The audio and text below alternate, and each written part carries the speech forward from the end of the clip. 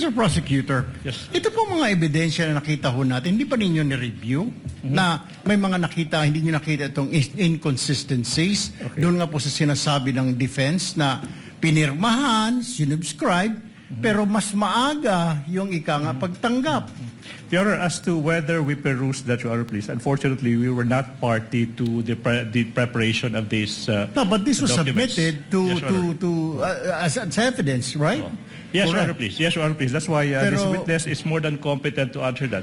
But the main point of the prosecution, Your Honor, please, they already filed and complied with these requirements and addressed these defects, if you may, by filing a February 10, 2025 affidavit investigation. That's why, if you have observed our good Senator Judge, we have been objecting as to the relevance of this. Exactly because what is in contention now is the latest affidavit of investigation that is now pending before the DOJ, Your Honor, please.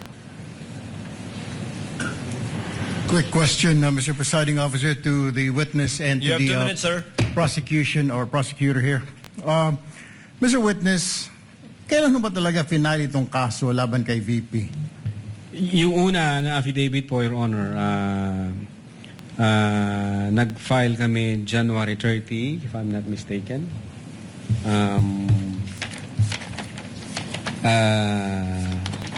Taon po, anong taon? 2025, sir. 2025. And then nag-require po ang Department of Justice ng compliance dahil sabi nga nila nung una na certification insufficient for conduct of preliminary investigation and must be referred for a case build-up. Now, ang ginawa po namin, kinumply po namin yung kanilang mga requirements.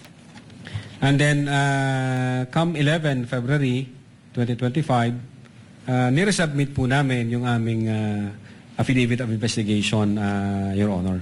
Nasaan na po itong kaso? Naisampa na po ba ng DOJ o hindi pa? I think ongoing po ang preliminary investigation. 1 year, preliminary. 1 year, over 1 year. January to January is 1, February, March, April, May, June, July. Is that normal for the DOJ to conduct a preliminary about over a year, Mr. Witness? Di ko po masasagot, sir. Hindi ninyo Sorry po. masagot. Sa Could it DOJ. be, hindi po kayo nagtatanong sa kanila, Sir, ano problema? Bakit hindi po pa naisasampa sa korte yung aming isinampang kaso dito sa inyo? Hindi ko kayo nagtataka? Ang alam ko, sir, Your No, Honor po. hindi kayo nagtanong po sa kanila kung bakit? May kulang pa po ba? DOJ, ano pong kakulangan? Pag ang referral po, Your Honor, is nasa DOJ na, hands off na ho kami doon. Sila ho ang magde-decide noon kung paano nila ipoprocess yung dokumento. Kaya nga, hindi po kayo nagtataka. Hindi kaya, sir, dito sa mga nakita po natin mga ebidensya rito, mukhang sablay-sablay, parang minadali ho ninyo. Ay kaya, nagkakaproblema ho tayo sa mga korte natin na i-dismiss sa mga kaso dahil kulang ang mga dokumento at parang minadali. But nevertheless, you don't have to answer me that. Let me direct my question now to the prosecutors. Mr. Prosecutor, Yes. ito po mga ebidensya na nakita ho natin, hindi pa ninyo ni-review na may mga nakita, hindi nyo nakita itong inconsistencies. Doon nga po sa sinasabi ng defense na pinirmahan, sinubscribe, pero mas maaga yung pagtanggap. Your Honor, as to whether we perused that, Your Honor, please, unfortunately, we were not party to the preparation of these No, but this was documents. submitted Yes, Your Honor. as evidence, right? Yes, Your Honor, Correct. please. Yes, Your Honor, please. That's why this Pero- witness is more than competent to answer that. But the main point of the prosecution, Your Honor, please, they already filed and complied with these requirements and addressed these defects, if you may, by filing a February 10, 2025 affidavit investigation. That's why, if you have observed our good Senator Judge, we have been objecting as to the relevance of this. Exactly because what is in contention now is the latest affidavit of investigation that is now pending before the DOJ, Your Honor, please. All right. And just a quick manifestation to the NBI. Mr. Witness, next time po pag nagsampa ho kayo ng kaso, make sure, kaya nga I was asking you kanina, I already have this feeling something is wrong Dahil sobrang tagal na sa DOJ ng kaso ninyo. There's something wrong with the case. Siguro po, next time, make sure na yung kaso isasampa ninyo is airtight. Tama po. Kasi madidismiss yan.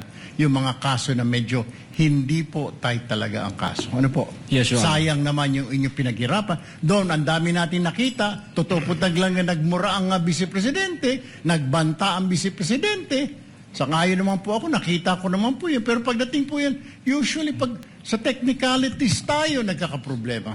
Don't forget that. Yes, Your Honor. Quick manifestation. Thank you. Thank you, Mr. Presiding Officer. Noted, Senator Judge Erwin Tulfo. Senator Judge Alan Cayetano, you have 2 minutes, sir.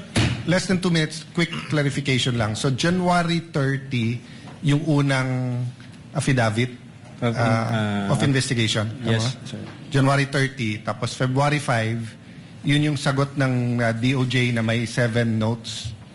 Yes, Your Honor. At February 5, yun din ang filing nung impeachment complaint against against Vice President Sara Duterte.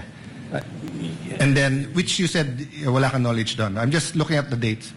Then February 10, yung revised na dun sa mga ang ginamit ng DOJ word insufficiency, yung 1 to 7 na punuan, no? Or whatever the term is.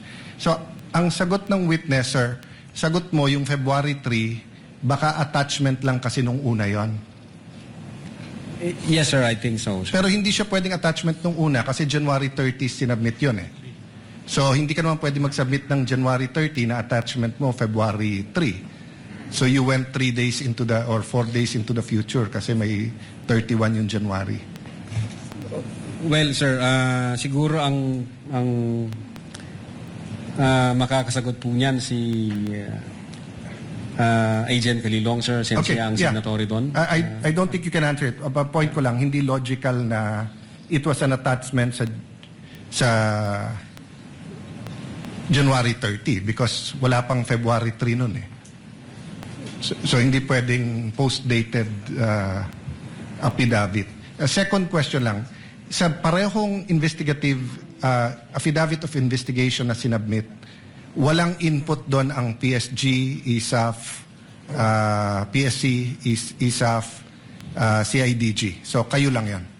A statement, Your Honor, yung in-attach po namin. Yes. So what I meant is that questions kanina nung many here, including the Senate President, Win Gatchalian, na did you consult the investigation ng PSC, etc. So nung final nyo to, walang input directly or indirectly ang Presidential Security Command, ang ISAF, ang PNP, CIDG, and anyone else, the National Security Council. So purely NBI to.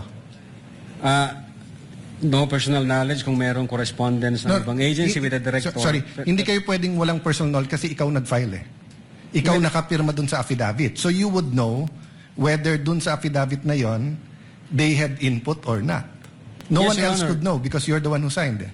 Yes, Your Honor. Insofar the Cybercrime Division is concerned, kami po yun yung gumawa Yes. noon. So the answer is they had no input. Hindi ko alam kung... well, insofar as the affidavit is concerned, amin po yun, Your Honor. Now, kung correspondence between other agencies and the NBI, hindi ko na po alam kung may usapan Okay. yung Thank you. director Thank you, at saka ibang Mr. Presiding Officer. Thank you. agency po. Thank you, Senator Judge Cayetano. Senator Judge Ontiveros. Thereafter, Senator Judge Ejercito. Am I correct, JV?